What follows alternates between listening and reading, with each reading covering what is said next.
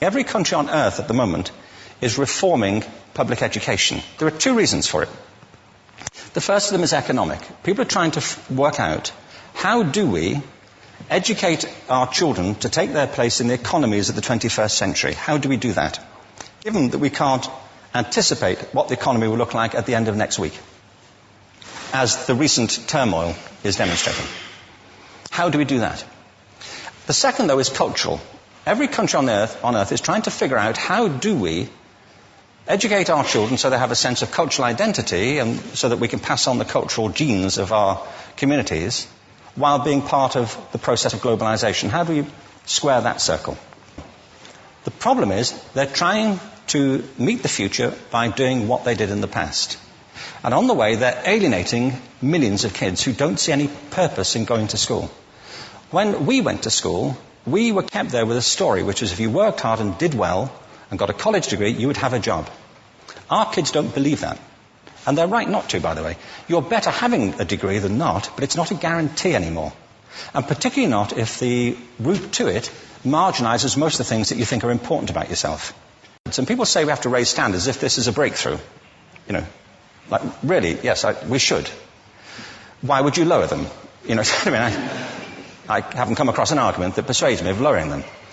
But raising them, of course we should raise them. The problem is that the current system of education was designed and conceived and structured for a different age. It was conceived in the intellectual culture of the Enlightenment and in the economic circumstances of the Industrial Revolution. Before the middle of the 19th century, there were no systems of public education. Not really. I mean, you could get educated by Jesuits, you know, if you had the money. But public education, paid for from taxation, compulsory to everybody and free at the point of delivery, that was a revolutionary idea. And many people objected to it. They said it's not possible for many street kids, working class children, to benefit from public education. They're incapable of learning to read and write, and why are we spending time on this? So there's also built into it a whole series of assumptions about social structure and capacity. It was driven by an economic imperative of the time, but running right through it was an intellectual model of the mind, which was essentially the Enlightenment view of intelligence. That real intelligence consists in the capacity for a certain type of deductive reasoning and a knowledge of the classics originally, what we come to think of as academic ability. And this is deep in the gene pool of public education, that there are really two types of people, academic and non-academic, smart people and non-smart people. And the consequence of that is that many brilliant people think they're not, because they've been judged against this particular view of the mind. So we have twin pillars, economic and intellectual. And my view is that this model has caused chaos in many people's lives. It's been great for some. There have been people who have benefited wonderfully from it. But most people have not. Instead, they suffer this. This is the modern epidemic, and it's as misplaced and it's as fictitious. This is the plague of ADHD. Now, this is a map of the incidence of ADHD in America, or prescriptions for ADHD. Don't mistake me here. I don't mean to say there is no such thing as attention deficit disorder. I'm not qualified to say if there is such a thing. I know that a great majority of psychologists and paediatricians think there is such a thing. But it's still a matter of debate. What I do know for a fact is it's not an epidemic. These kids are being medicated as routinely as we had our tonsils taken out. And on the same whimsical basis, and for the same reason, medical fashion. Our children are living in the most intensely stimulating period in the history of the earth. They're being besieged with information and calls for their attention from every platform, computers, from iPhones, from advertising holdings, from hundreds of television channels. And we're penalizing them now for getting distracted. From what? You know, boring stuff. At school, for the most part. It seems to me it's not a coincidence totally that the incidence of ADHD has risen in parallel with the growth of standardized testing. Now, these kids are being given Ritalin and Adderall and all manner of things, often quite dangerous drugs, to get them focused and calm them down. But according to this, attention deficit disorder increases as you travel east across the country. People start losing interest in Oklahoma.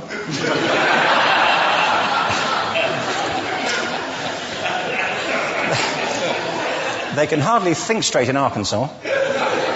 And by the time they get to Washington, they've lost it completely. And there are separate reasons for that, I believe. It's a fictitious epidemic. If you think of it, the arts, and I don't say this exclusively of the arts, I think it's also true of science and of maths, but I say about the arts particularly because they are the victims of this mentality currently, particularly. The arts especially address the idea of aesthetic experience. An aesthetic experience is one in which your senses are operating at their peak, when you're present in the current moment, when you're resonating with the excitement of this thing that you're experiencing, when you are fully alive. An anesthetic is when you shut your senses off and deaden yourself to what's happening. And a lot of these drugs are that. We're getting our children through education by anesthetizing them. And I think we should be doing the exact opposite. We shouldn't be putting them asleep. We should be waking them up to what they have inside of themselves. But the model we have is this. I believe we have a system of education that is modeled on the interests of industrialism and in the image of it. I'll give you a couple of examples. Schools are still pretty much organized on factory lines, ringing bells, separate facilities, specialized into separate subjects. We still educate children by batches. We put them through the system by age group. Why do we do that? Why is there this assumption that the most important thing kids have in common is how old they are? It's like the most important thing about them is their date of manufacture. You know what I mean? Well, I know kids who are much better than other kids at the same age in different disciplines, or at different times of the day, or better in smaller groups than in large groups, or sometimes they want to be on their own. If you're interested in the model of learning, you don't start from this production line mentality. It's essentially about conformity, and increasingly it's about that as you look at the growth of standardized testing and standardized curricula. And it's about standardization. I believe we've got to go in the exact opposite direction. That's what I mean about changing the paradigm. There was a great study done recently of divergent thinking. It was published a couple of years ago. Divergent thinking isn't the same thing as creativity. I define creativity as the process of having original ideas that have value. Divergent thinking isn't a synonym, but it's an essential capacity for creativity. It's the ability to see lots of possible answers to a question, lots of possible ways of interpreting a question, to think what Edward de Bono would probably call laterally, to think not just in linear or convergent ways, to see multiple answers, not one. So, there are tests for this. One kind of cod example would be people might be asked to say, how many uses can you think of for a paperclip? One of those routine questions. Most people might come up with 10 or 15. People who are good at this might come up with 200. And they do that by saying, well, could the paperclip be 200 foot tall and be made out of foam rubber? Does it have to be a paperclip as we know it, Jim? Now, there are tests for this, and they gave them to 1,500 people. This is in a book called Breakpoint and Beyond. And on the protocol of the test, if you scored above a certain level, you'd be considered to be a genius at divergent thinking. Okay?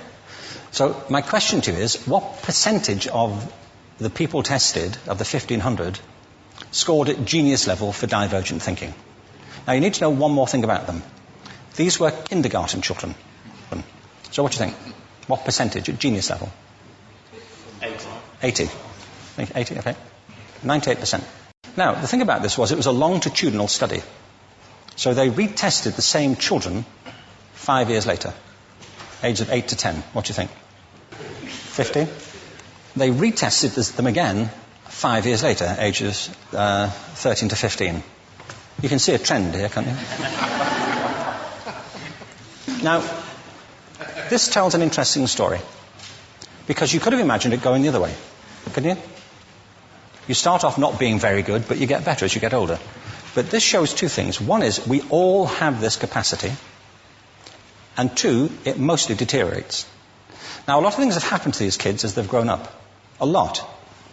But one of the most important things that happened to them, I'm convinced, is that by now they've become educated. They've spent 10 years at school being told there's one answer, it's at the back. And don't look. And don't copy, because that's cheating. I mean, outside schools, that's called collaboration, but inside schools. Now, this isn't because teachers want it this way, it's just because it happens that way.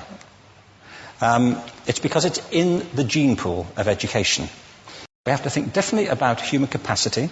We have to get over this old conception of academic, non-academic, abstract, theoretical, vocational, and see it for what it is, a myth.